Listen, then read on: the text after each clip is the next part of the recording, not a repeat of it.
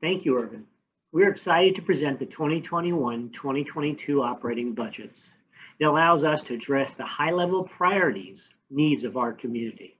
It allows us to strengthen our internal infrastructure and allow for more strategic visioning, high-level community planning, and donor cultivation. We will do this by filling existing vacancies, paying market rate for a campaign director with campaign experience, an impact associate, and communications associate. We'll add 1.5 FTEs to our team, a director of leadership development and part-time evaluation intern. We're developing specific measurements that we'll use to make sure that our future initiatives are accountable. We, the JCP management team, feel this is the best way to structure and fund our plan. I want to turn the presentation over to Tim, who will give us a detailed explanation of the budget changes. If you would like to meet with Irvin, Tim, and me at a later date to drill down into the figures, we're happy to do so. Tim? Schedule that we're looking at is what we call our waterfall budget.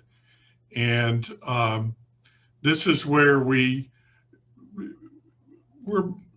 made some changes to this from prior years. So you can, the far two right-hand columns are the last 2 years, and the left-hand column of numbers is the current year.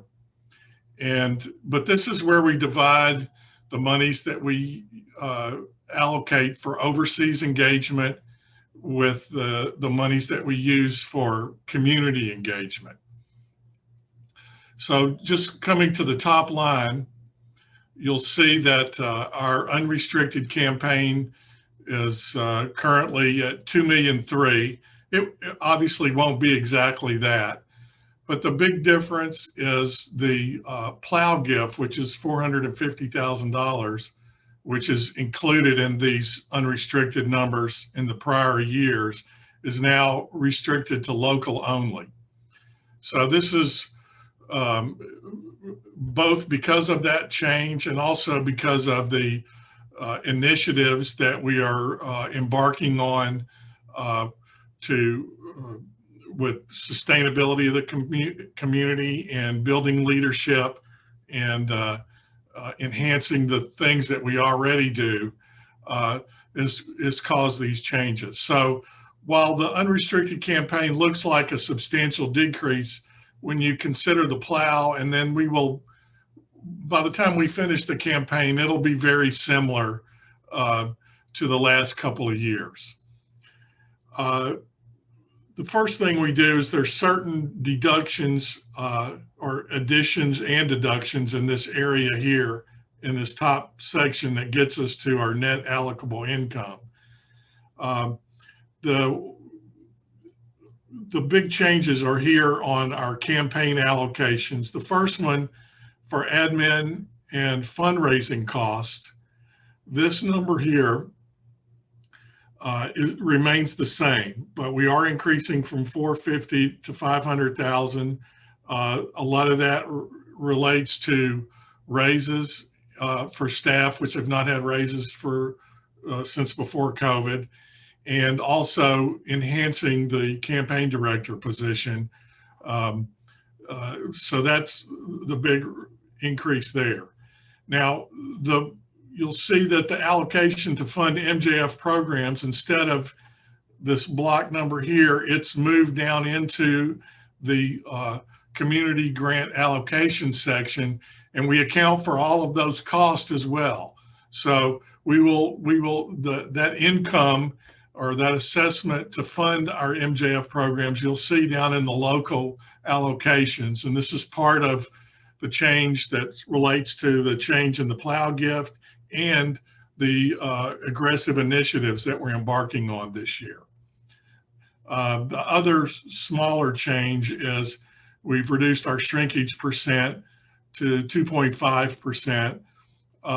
We've done some different percentages. Historically, we've used 3%. A couple years ago, we used 2%. We're sort of splitting the difference there.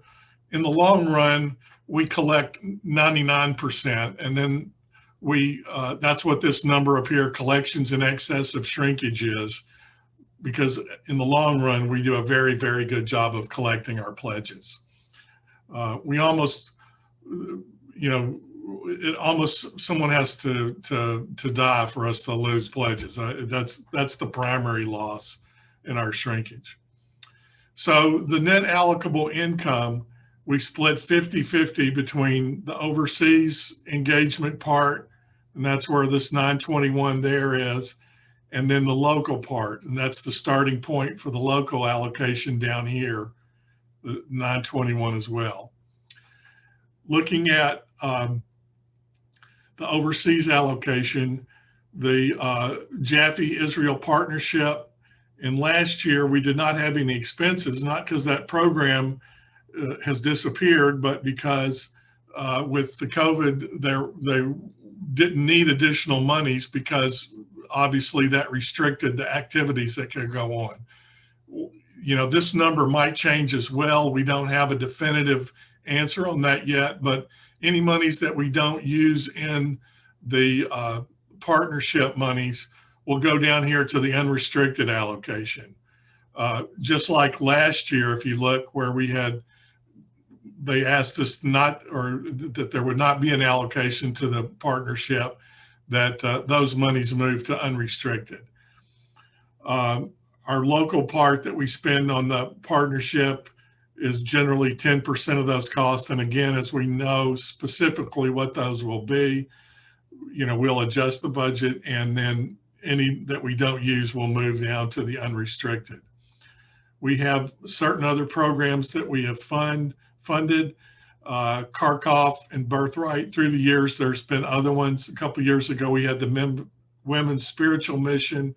Those numbers were, this part was for contributions to like JDC and other things through the JFNA system that group of women selected to make contributions to. Here's another change. This is the for the overseas component of our programming cost, which the total of that is about $180,000. We actually go through all of our costs and break it out between the four main buckets, which is our community engagement, our overseas engagement, and then our fundraising and our admin costs.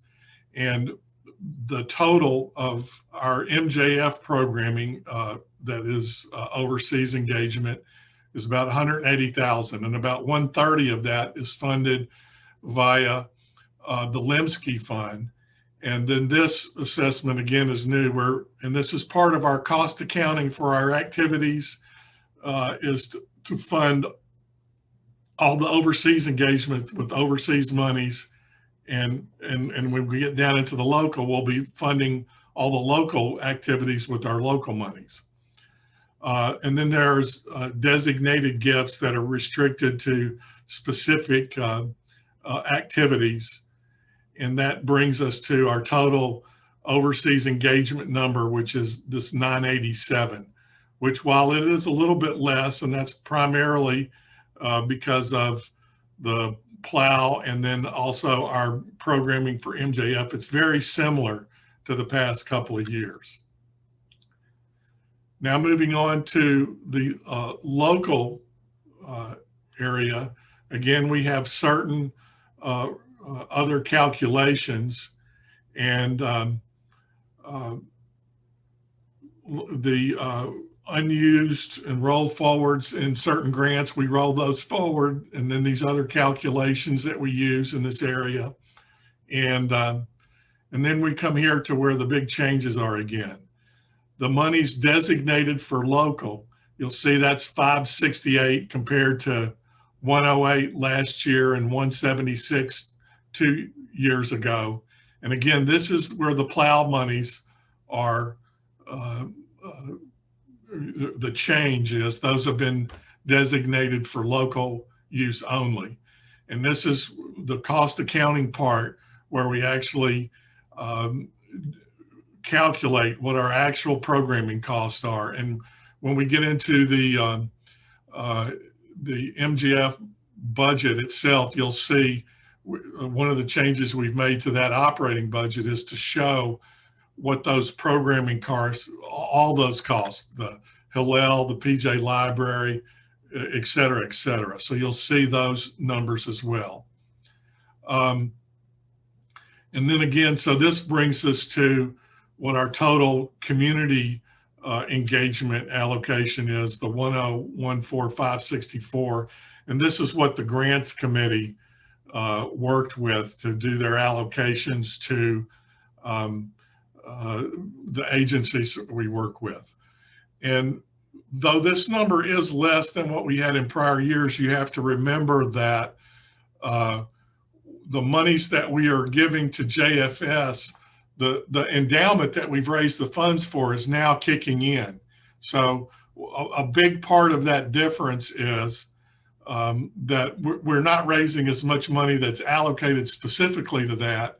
And then secondly, the endowment fund is taking over that funding. So, and obviously that endowment funding has an effect on our campaign achievement as well. We haven't really seen a decrease, but that's probably a factor in that we've not had big increases. And then the remainder on the waterfall is other specific items like for the senior meals program, Hillel, PJ Library. These are donations that are specific to those numbers. And again, here is above and beyond caring for fellow Jews. That basically goes to JFS, and you'll see that 2 years ago we had a lot of monies and it's come down, but that is directly related to the endowment that's been raised for JFS. So that's why those numbers are substantially different. I think I'll stop here and see if we have any questions on the waterfall before we move on to the specifics of the operating budgets.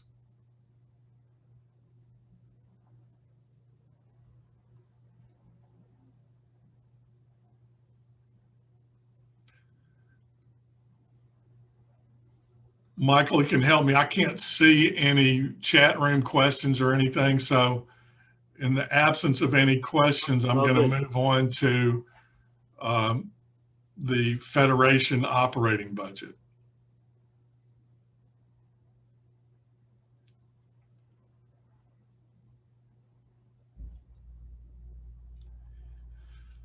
And again, you'll see that it's a little bit different than the prior years, but we left the prior years as they were so that it would highlight the changes that we've made. But again, most of this is trying to be more transparent on what our total programming and activities are, so that all these things are the revenues that are specific to that. So these unrestricted campaign gifts are related to the Waterfall budget, as is the overseas programming, and that above the line allocation that we make for security of $45,000. Now that is not a difference from the prior year. It's just that we are loading in all the security expenses so that you can see the total programming load that we're carrying. Same thing, here's the 130 that I was speaking of. So this 130 under endowments for the Lemsky admin fee, plus that 51,400 for overseas programming, that's what's funding our overseas engagement activities, which includes not only the direct programming costs, which you'll see detailed below, but also the personnel cost that's involved with that, which is sort of within that personnel category. Moving down, again, looking at the big changes, the meals program, this includes both the monies that we get to MIFA and the donations that are specific to the senior meals program. And again, we're grossing that up, not just the $5,000 admin fee that we take for running that program. Same thing with PJ Library. That's a special gift that's made specific to PJ Library. Same thing for community-wide professional development. The agency contributions to security, these are the assessments that we make to all our participating agencies. This is the third year, and they have made those contributions each year. It's just that we're now showing them grossed up, and they do have their own separate budget that includes that, but this is the gross amount so that we can see what's happening. Same thing with the JFS marketing expense. That's where the monies that we use to help the activities where we're still finishing off the endowment campaign. The event income, it says Taste of Israel with question marks. You know, that has been our big event for the last couple of years. I think we want some kind of big event each year, but what the shape of that will be might change. That is still under consideration. And then looking at corporate sponsorships, and then another thing, the PPP monies that we got from the government, we actually got 172,000. The Federation has not applied for their forgiveness yet. We'll be doing that very soon. But we took this 57,000 from those monies, especially looking at funding the enhanced and to help us with the greater capacity for certain positions and funding the 1.5 FTEs that we're hoping to add. Moving on to the expense load.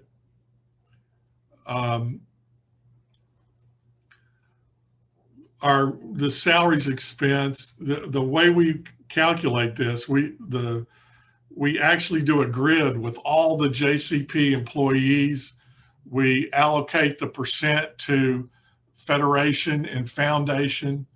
And within the Federation activities, we allocate each employee the four big buckets that we were talking about, whether they're overseas engagement, community engagement, fundraising, or administration. So we actually compute those percentages, and the same thing with payroll tax is a pretty straightforward calculation based on the grid. The medical, dental, and disability and life, that's based on what our employees' participation is, and we project, you know, like a normal increase for those. Pension plan is based on, again, people's participation. There is a matching program, so it's based on people participating at exactly the same levels that they're doing this calendar year. So, and so that's how we come up with the numbers for Federation and Foundation. It's based on that grid of all of our employees. And like I say, we allocate between Federation and Foundation. Some people are 100% Federation, some are 100% Foundation. Laura, for instance, is this year, she's moving from a 60-40 to a 50-50 split. And again, this is one of the reasons for the new campaign director is to allow Laura to do that. And again, especially to, you know, building foundation assets, et cetera, that's in the points. So that grid has been approved by the personnel committee with, again, raises for the first time in 2 years, certain promotions, and certain changes in the allocations as well, and adding the new positions that we talked about and upgrading a couple of the positions.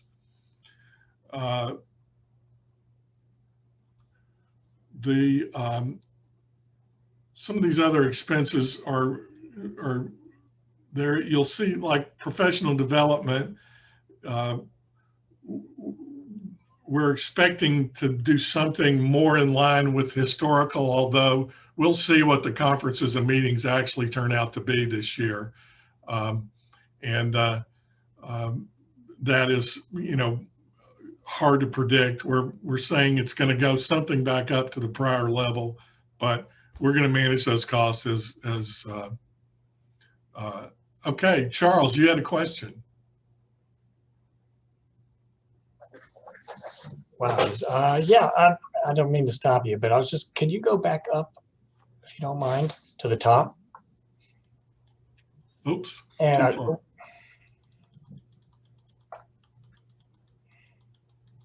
the third column it just says updated budget as of 9/30/2020. Well, we did about 3 different budgets last year because COVID was changing the conditions. So this was the final budget that we adopted. Okay. So there was actually 2 budgets before that, one that we did in May when we traditionally do it. And then, COVID conditions were changing so fast. We did another one in June. And then again, things were changing. And we did a final one in September. So I'm using the September budget, the third and final budget, as to compare to. And how are actuals this year doing relative? We expect to have a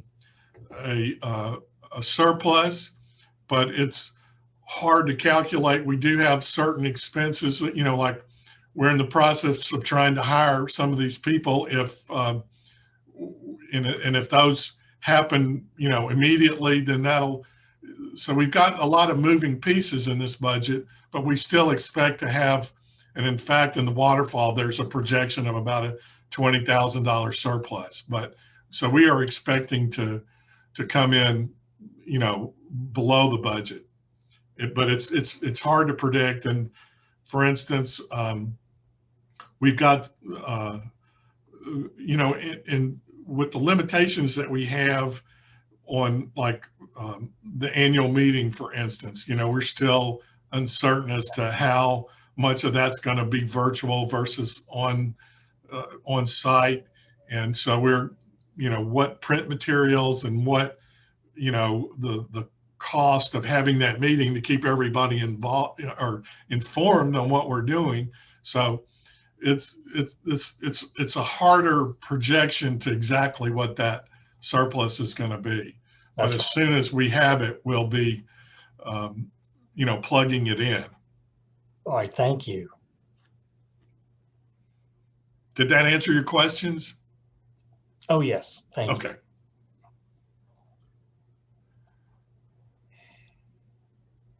And I'm going to go back to personnel costs, because that's the biggie as far as our increased projected costs is in the personnel.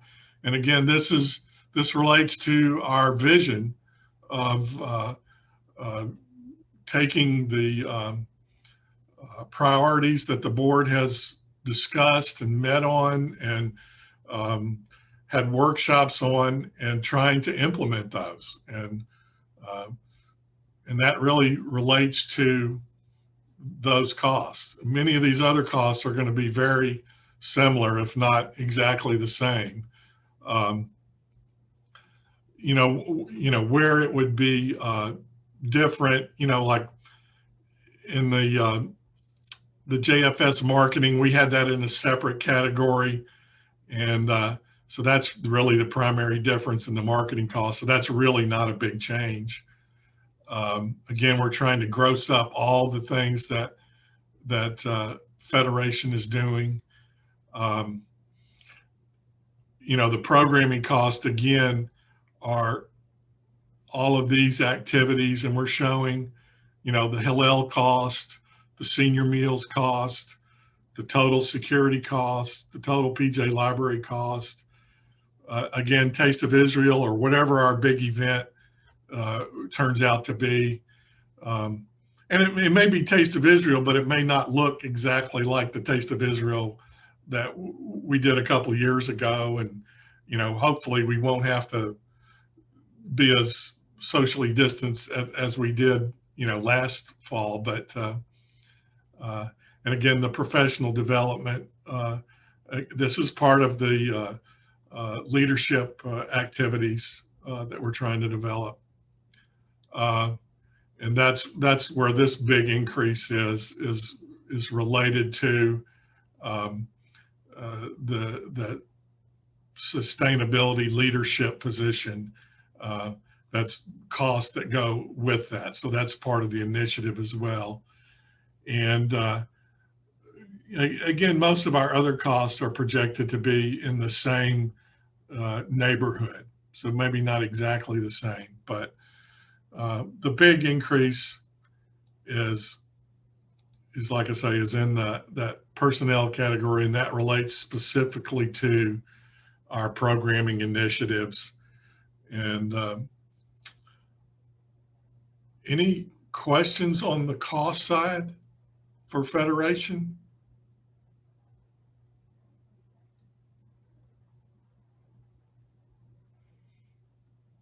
Okay.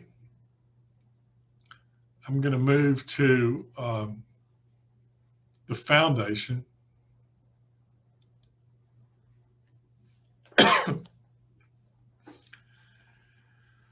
And on the income side, boy, again, we talk about hard to project, but we are showing one change that we know of is the PPP loan. This one has been forgiven. So that is included in the budget. And our fee income, which relates to the balances that are in the different investment accounts, we're estimating conservatively. We're hoping if the market stays roughly where it is now, it might be a good bit more than this. But, you know, as we've seen the volatility in the past year, we didn't want to be too aggressive on the foundation side about that. So if those surpluses come in, those fees that come in more than that, then some of the things that we might do is like on our agency participation, where we did 100% of the cost, we may be able to reduce that like we've done historically. So, you know, those are the considerations that went into estimating the income for the budget for the coming year. Moving to the foundation expense side, again, personnel is the big increase, and this relates primarily to obviously it's raises, but it's also allocating more of Laura's time and some others that get partial allocations to foundation. And again, this is based on the grid of all the employees that's reviewed by the personnel committee, and they review how we allocate between Federation and foundation, as well as the compensation levels for the responsibilities of each employee. And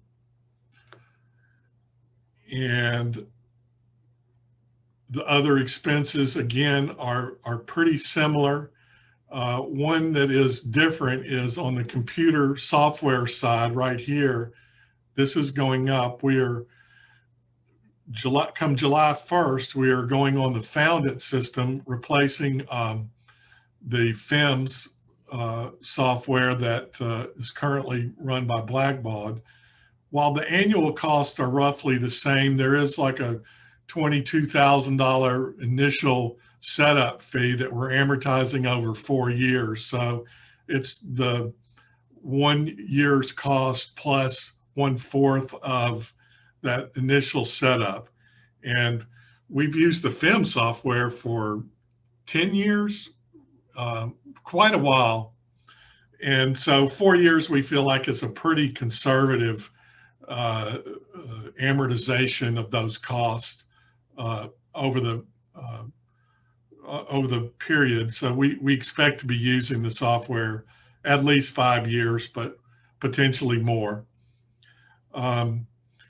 The rest of the costs, again, are very similar. Except, again, the internet, we are expecting an increase there. We're going to upgrade that website. And then in the marketing, in the marketing area down here, we're also updating all of our foundation materials and so forth. So again, this is part of the strategic initiative, is to raise the level of assets that are managed in the foundation, and that gives us the ability to be able to weather those market volatility situations easier, and also keep our costs to the agencies as low as possible.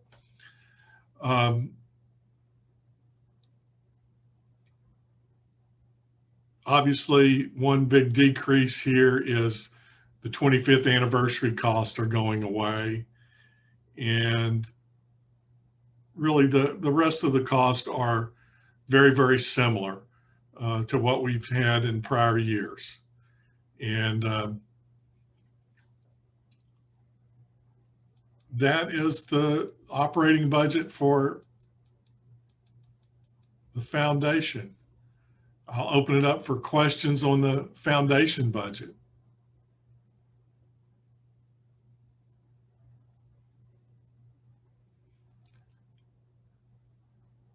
I'm not seeing anything. No Perhaps questions at in this chat. point, Michael, Irv, Laura, if y'all have comments, you might throw them into the mix.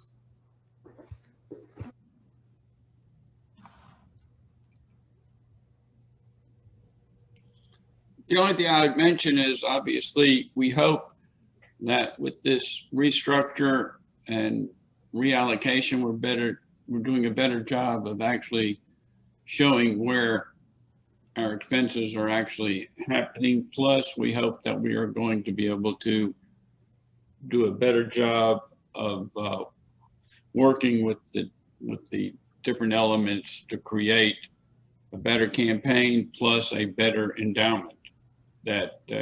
Because obviously for the future, the endowment is such a, which you see even just by the change in the growth of our endowment so far, how much it's helped, the foundation's growth, and therefore how much it's helped generate revenue within itself to help our budgets. And therefore, the more we can grow the foundation, the more we can grow, the different parts of our campaign and foundation, the better we are for our future, and the better we're leaving it for the next generation. So I just think it shows, this gives you more detail, more information, better allocation, and a better use of our resources, our personnel resources as well. Hey, Tim, it's Cindy. Just a quick question. If you go back to the Federation budget real quick on the SBA PPP loan forgiveness, that $50,000 has not been forgiven yet? Right, we haven't applied for it yet. That's as soon as we get our budgets approved, that's my #1 priority. There's not a time deadline, but it's time to do it. There's no potential legislation that's going to make it any easier or that type of thing. Really the bank is the $172,000 loan is in a different category than the $58,000 loan that the foundation had. We had very simple filing to get that forgiven. We have to give all the details on this, and basically every piece of legislation that affected that made it easier and easier to do that and gave more weeks and so forth. And but we appear to be at the end of that. So it's time now to get that forgiveness. It's going to be, if it's not 100%, it's going to be 90% or something like that. I don't foresee any issues with getting the lion's share of the 172,000 forgiven. Well, also they weren't working on the larger forgiveness, right? Initially, I mean, it was a small. The bank really didn't want us to start applying or Truist SunTrust until like 3 weeks ago. Right, because they were working on those small ones and getting them out of the way first. And the 57,000 was determined, that number was determined based on what we needed to come to a zero budget, or? Well, it was basically to fund one of the positions, Okay, one of the new positions. And it is needed also to give us that positive amount. Now, we might, like I say, there's so many moving pieces, it's difficult to say exactly what the surplus is going to be. I think, in the waterfall, we estimated at 20. It could well be more than that, especially depending on Final campaign numbers. when we're actually able to hire. We actually projected, for instance, hiring a campaign director in January, and that, didn't happen. I mean, they've been searching, so, but. Hey, Tim, Yes. I wanted to weigh in on one thing, and not to question Tim, because you have done an unbelievable job, not to challenge anything you said, but I want to clarify one thing on the 57,000. That is what it will take to reinstate a position that we eliminated. That was the community impact. We eliminated a position a year ago. It was Gila's position because of COVID. Yeah. And to reinstate that and upgrade as well. And upgrade it, reinstate, and it's going to be, it's not reinstating that specific position, but upgrading it. But that's a vacancy that we've had for a year. I mean, we've had 3 vacancies. We talked about the campaign director. The other is this community impact associate that really is Bluma's right-hand person in executing all of the Israel engagement, community relations, Yom HaShoah. That's that person's role, and we have not had that person all year. And then the third is we have an opening for the marketing associate. When Susan Neiman left to take on the Hebrew Watchman, that left a vacancy, and we have not filled that. So just going over kind of some of that, we have lots of moving, open positions, moving parts, but this budget allows us to fill all of those. So I guess that means where the personnel, it shows at 914, and we haven't really hired some of those people quite yet.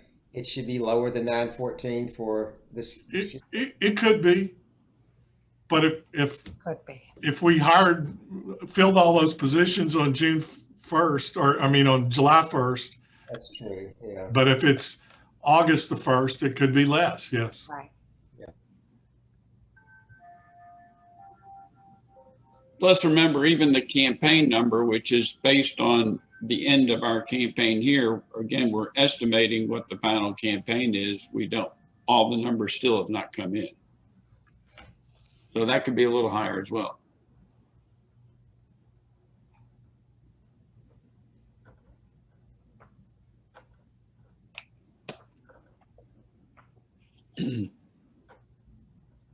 All right. Well, Can you stop sharing so we can see everybody? yes, I can.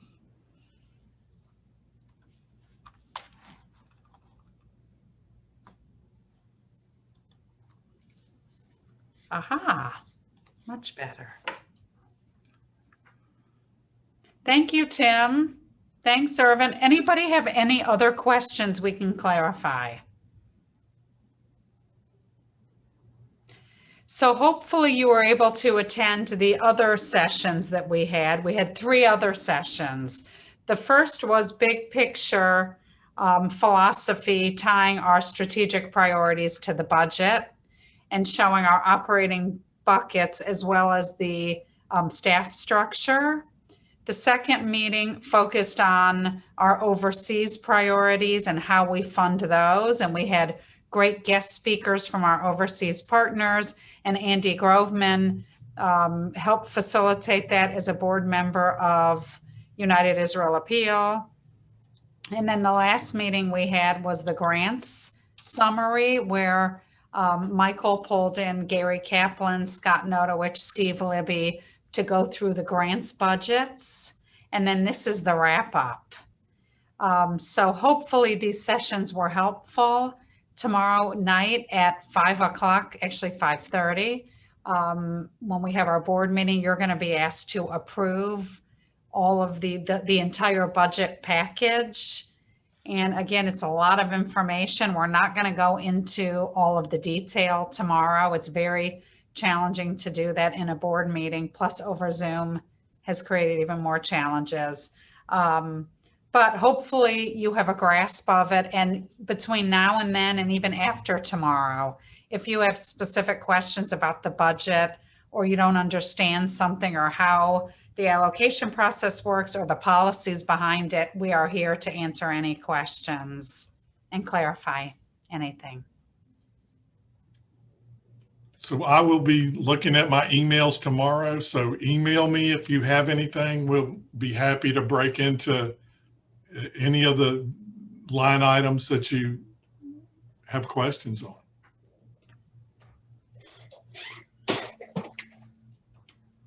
Okay. Well, Thank thank you. you all again for attending, and we hope it'll make it a little smoother for tomorrow. And we hope you have some more insight into how we came up with the numbers we've come up with. And thank you for attending. Thank you. Thanks, everybody. Have a nice evening. Bye-bye. Thank you.